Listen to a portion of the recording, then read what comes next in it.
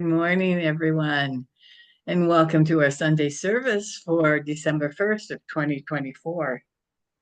Today begins our time of Advent, and Advent is the time of year where we prepare for Christmas, or I could say where we prepare once again for the rebirth of the Christ Spirit within us. Advent has 4 Sundays in it: hope or faith, peace, love, and joy. So today we begin with the message of hope and faith. Now, I used to view hope and faith as two different aspects of life, but I now realize that they are actually the same thing, just at different levels. In Mark chapter 9, verses 23 to 25, it says, "If you can," asked Jesus, "everything is possible for one who believes." And immediately the boy's father exclaimed, "I do believe. Help me overcome my unbelief." And this is what the difference between hope and faith are. We have faith, which is inherent within us, but there are times when we are not at that level of knowingness within ourselves. And this is where hope comes in. Now, most people focus on hope during the first week of Advent and in unity, and it's perhaps inspired by the view that faith is the assurance of things hoped for.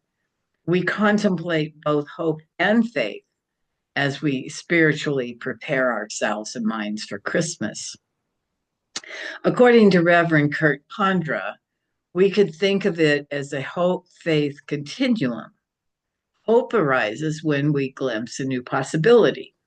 Now, these glimpses can inspire us to make positive changes, and they can motivate us to adopt new ways of thinking and behaving. Now, when we increase our hope on this continuum, we then enter the realm of belief. Now, we believe because we have an intellectual understanding of how a thing works. And we may also believe because it's what we've seen through our own lives. The challenge is that it's possible to have two contradictory beliefs at the same time. Now, for instance, I believe in an abundant universe. And yet sometimes if my funds are low, the anxiety I feel tells me that I have a residual belief in lack. Now, resolving these contradictions is the domain of faith. It's the spiritual dimension that we experience faith as a deep inner knowing arising from that divine intelligence we call God. Now, usually when we speak of faith, we think along the lines of what Charles Fillmore wrote. It is our ability to say yes to God and our good. It's our ability to draw our good from the invisible to the visible. You know, you want to have all of your needs met. Now, actually, we need to have all of our needs met. And you want to be able to draw out from the invisible all your good. You want to develop the ability to receive the countless blessings that are potential in God, the invisible source. And that is done by using faith. Now, faith is not something you have or have not. Faith is a given quality, one of the 12 main powers that makes up your spiritual nature. You do not have faith, you are faith. It's one of the characteristics you have that is likened to God. God is faith, and you are faith. God is the power that brings good from the invisible to the visible, and you have that power in you, the God in you, to bring forth your good from invisible divine energy. So faith is not something you have or have not. It's your God given ability to draw your good from the invisible to the visible. You know, what happens though after we have drawn our good in? Now, first of all, since this is still Thanksgiving time, do we give thanks for that good? Or are we exuberant for a while and then just seem to forget that the good has taken place and just go on with our lives and on to the next thing? Then, when something comes up again, do we then once again go back to that place as described before of going back to worry about something, to hope that we will overcome something or get something, to a belief that it will happen, and then once again back to faith that it will happen?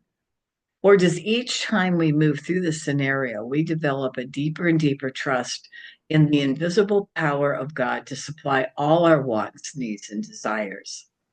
Does our faith grow over time to a knowingness that before it is asked, it's already given? And this is where true faith resides. This is a knowingness that resides deep within us, that only grows over time as we put our faith to work for us. As we do this, something special happens to us, something that most of us do not want to think about. And this only comes about through working faith in our lives on a constant basis, to the point that it has become ingrained in every cell of our body. And it's called the beauty of faith. Now, this is not something that you can touch or taste, but it is something that you can see and hear. Have you ever seen the look on a child's face when they tell you something very profound that only an aspect of faith would make it happen? And that look is a look of pure faith. And it has a softness to it, a joy to it. There's even an aspect of serenity to it. Have you seen a person in the throes of some crisis and that yet they have a look of contentment about them that cannot be described? A peacefulness, a softness, even a sense of joy about them. When you ask them how they can be so content, they just say, "Why should I worry? God's taking care of it." But they say it not in a flippant way, but with a sparkle in their eye and a peacefulness about them. There is a sense of trust that they absolutely are being taken care of. And that is faith. And their demeanor shows the beauty of that deep faith within them. Have you ever seen the look on a dying person who has a great belief in God in heaven? That look is so content, so joy filled, and beautiful. Their energy goes beyond faith. It goes to knowingness. They know that they're going to this wondrous place called heaven. They know in their hearts that they're going to see loved ones again. And their faces reflect a beauty that nothing can describe. Then there is another kind of beauty that faith brings out. You know, these past several years, we've had so many fires in California and the rest of our country. Hundreds of thousands of people have lost homes, family members, been evacuated. But something has happened that shows what faith is all about: beauty of community. People from all over coming to us together to assist one another in a time of need. A faith that will be well in time, holding firm that only good can come out of this, and that good has been the love and support of friends and family, even strangers coming forth to help. The smiles on each of their faces is a beauty that cannot be described. So faith is our ability to say yes to God and to our good, to draw our good from the invisible to the visible. And in order to understand the purpose and function of our wonderful gift of faith, we have to consider the nature of God. Now, first, God is all your good, the source of everything you need spiritually and materially. But this source is invisible, and in the invisible, it remains as a potential, not necessarily a part of your living experience. Now, naturally, we all want to experience our good. We want to have our needs met, or like I said, we need to have our needs met.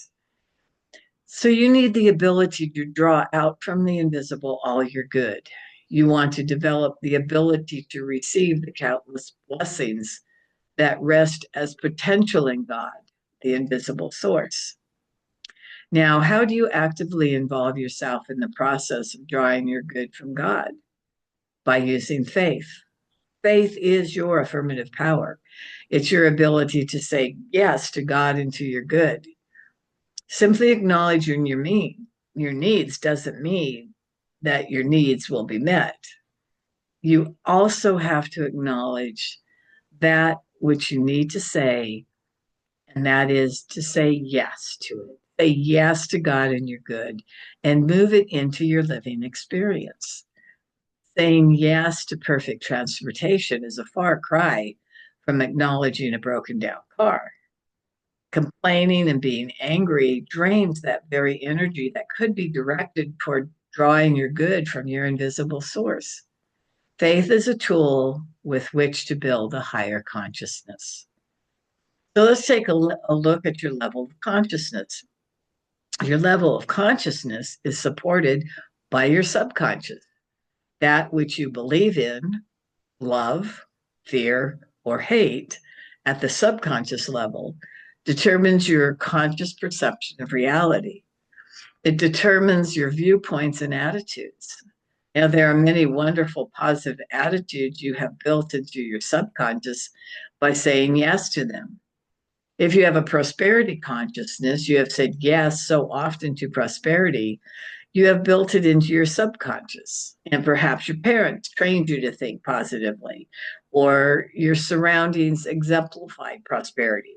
In some manner, you accepted prosperity into your consciousness so thoroughly that it became programmed into your subconscious so that you don't think about it anymore. In other words, if it was programmed into your subconscious to where you don't have to think about to receive it, you have a prosperity consciousness. You know prosperity. You are prosperity. You live it without thinking about it. And you have a yes attitude toward it and are constantly drawing it to you from God, all on a subconscious level, all without thinking. So, how do you draw your good from the invisible to the visible? Just by saying, yes, I accept this. I accept this from you, God. And you can see that faith is a conscious building power. And in that, you can use it to lift yourself from one limited level of saying yes to a greater level. If you want to lift yourself to a greater awareness of health, for example, and experience it in your life, you have to develop an attitude of health that becomes a very part of your knowing. You know, someone might say, well, cure me and then I'll believe. But the problem is, it's just the just the opposite. Seeing is believing is one aspect, but in order to see, you have to believe. So you can never be cured by a doctor unless you thought you could be. The medicine arrested the disease, but the healing power is due to your attitude of health. Without an attitude of health and the consciousness, there would be no healing. Now, it's exciting to realize that a negative consciousness can be transformed by using the power of faith. If you realize that there's a negative attitude in your consciousness, or, something that is drawing unhappiness into your living experience, just begin to think more positively and let that in itself help you to have this negative attitude be replaced by your use of faith. So at this point, I would like to clarify some misconceptions about faith. You have heard people say, I just don't have faith anymore. And this statement just reveals that they don't understand the nature and purpose of faith. Faith is not something you have or have not. No one has more faith than anyone else. Faith is a God-given quality, one of the main 12 powers that makes up your spiritual nature. So you do not have faith, you are faith. And you have no choice in that matter. It's one of the characteristics that you have that is likened to God. God is faith, and you are faith. God is the power that brings good from the invisible to the visible, and you have that power in you, the God in you, to bring forth your good from invisible divine energy. So faith is not something you have or have not. It's your God-given ability to draw your good from the invisible to the visible. And now we come to an important part of faith, and that is belief. There's a difference between belief and faith. You can believe anything. You can believe in sickness or health, wealth or poverty, intelligence or ignorance. And that belief will draw to you whatever you believe in. But faith does not draw negatives. Belief can be involved in fear as well as security. Faith in God is drawing your security and a sense of well-being to you. So if you find yourself drawing something harmful for yourself, it's telling you that you have a belief in it. That's all. But that you don't have faith in it. The gift of faith in you relates only to God and you're good. Now, you may wonder what the purpose of belief is. Faith without belief is like having a fortune and forgetting where you put it. Everyone has the gift of faith, but not everyone has an active faith. Everyone has the ability to draw his or her good from the invisible, but not everyone does it. Belief is the activator of faith. When you believe your good can be drawn to you, then your faith moves it into expression. This is why affirmations need to be repeated many times until you believe them. When your subconscious accepts your affirmations, you as a spiritual being are giving God permission to move through you as a fulfillment. You can see how important it is to really believe in God. Even though you have the gift of faith, it cannot be exercised until you believe in God. And most importantly, that God is good and you have good coming your way. So faith without belief lies dormant. Belief with faith in God can draw anything to you, good or bad. Charles Fillmore once stated, faith is the foundation upon which all miracles are built. So this Sunday, we are celebrating hope and faith. Hope is not just something that we wish would happen. Hope is the prelude to faith. It's our invitation to move through uncertainty and to arrive at clarity. It's the bridge between where you are and where you want to be. It's the beginning of faith. It's where you begin to put down your thoughts and ideas of you want in your life and where you want to go and be, how you want your life to look like. Faith is that part of you that is saying yes to it all and knows it's coming about. So hope is like the light that shines in the darkest night, drawing you into it to show you what could be for your life. And faith is the part that says yes to that possibility and has a knowingness that it will come to be.